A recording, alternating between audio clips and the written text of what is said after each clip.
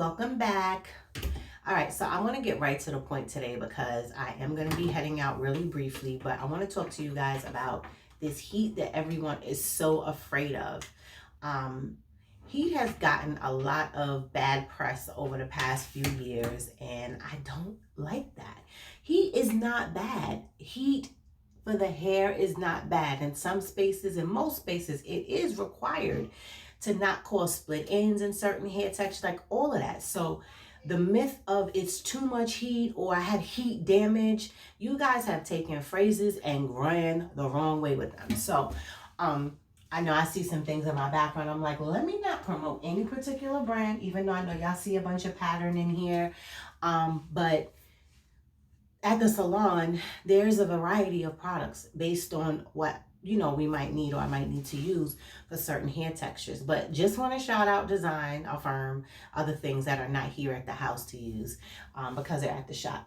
I got my Design, and I'm actually going to use this Silk Essentials to flat iron my hair. So I have this little patch of hair, right?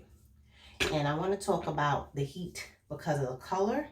So I take that on the edge of my fingers and literally run that through. And so my cut is not as fresh as it would be normally. Not because I'm doing like this video, I will brush it down, but because this week I had a design and every couple of weeks I let it grow out for 2 weeks and then I could do a redesign. So yeah, that's what's back there. Anyway, did I show my brush too? Sorry. Anyway, so I haven't even been combing my hair. I literally do something like this to my hair every day because it's cut and I just rock out with it. But when I'm in the house, I move all this hair off my face, like you probably heard me talk about in another video. So anyway, though, about this heat. Heat is not a problem. It's how you use the heat. It's just like everything else. Certain things are not a problem. It's how you use them effectively in certain spaces. So flat irons that say, or like you might purchase hair, women that purchase fake hair and hair in bags. And I'm just gonna curl a few spaces because I think for the most part I still have curls, right? And since I'm going out, I want to make my hair big. When you want to make hair big, you want to curl it smaller in smaller spaces. My curling iron is on 360. This is my Paul Mitchell. I use a high iron, HAI, I use GHD, a couple of things. But this is my quickie. So I have this on 360 because, whole video just to say, if you use 400 degrees on most hair, that's like the average of what's okay. So it's like you're getting in the space of being safe enough to not to break the hair, not to damage the hair, but hot enough to curl the hair. So when you have colored hair, the same thing applies, because what could happen is, and I'm curling it tight so I don't have to recurl tomorrow. How about I drop my comb? Pause. Back. All right, so what was I saying? Yeah, once you have the heat at 400, for the hair that's coming from China, y'all, that hair gonna burn. It's not gonna burn, it's not gonna curl though. So if you looking for your hair to be a curly style based on the style that you're looking to achieve, yeah, that cheap plastic hair, that's gonna burn. Even though the package says can stand up to, and this is why it bothers me with y'all, because y'all will listen to the pack of hair tell you that whole lot like it's not trying to get you to purchase.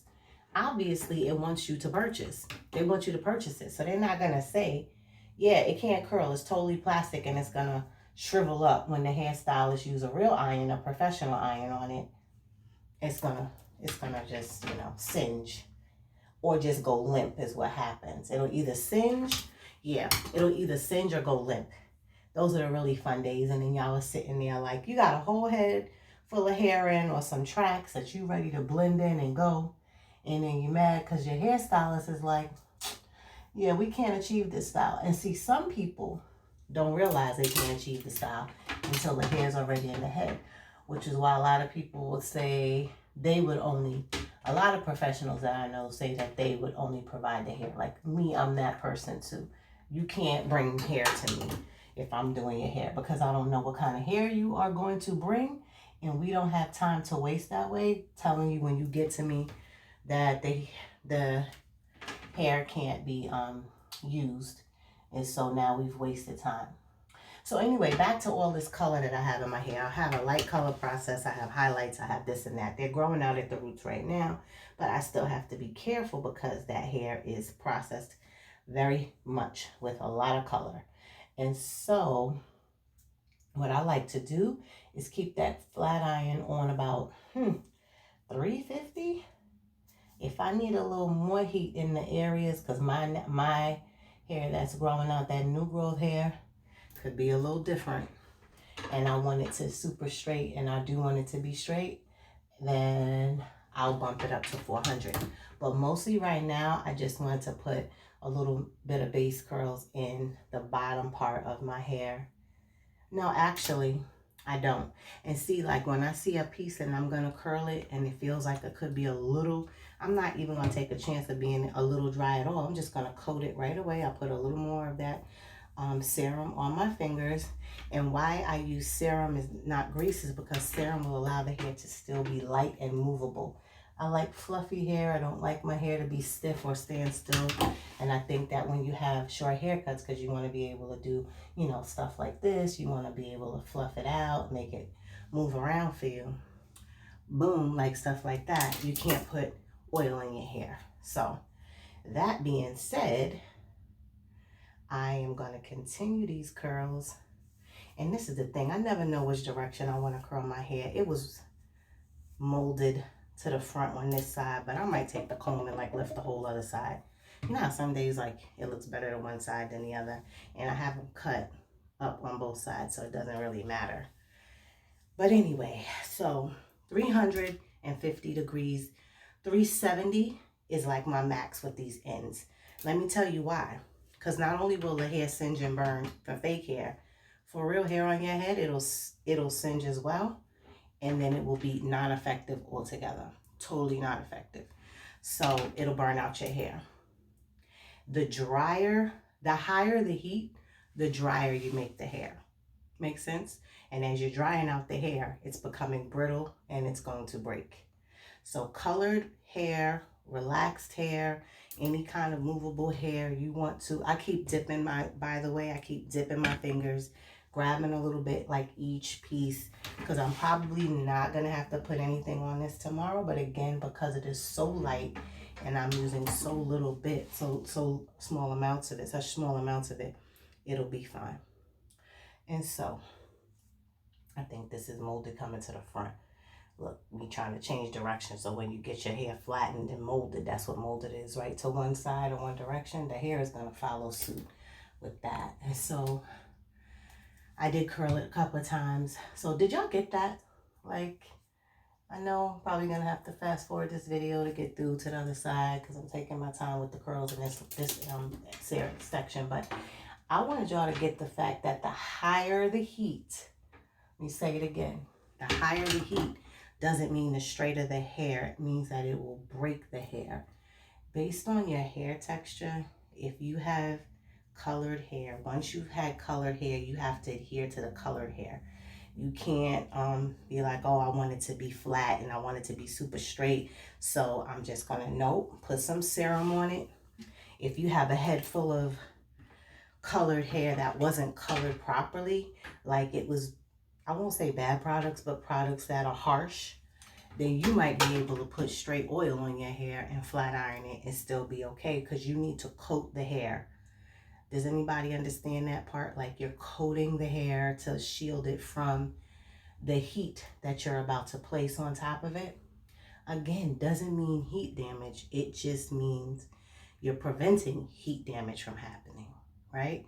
Because the damage part comes in, not that you can't use it at all ever.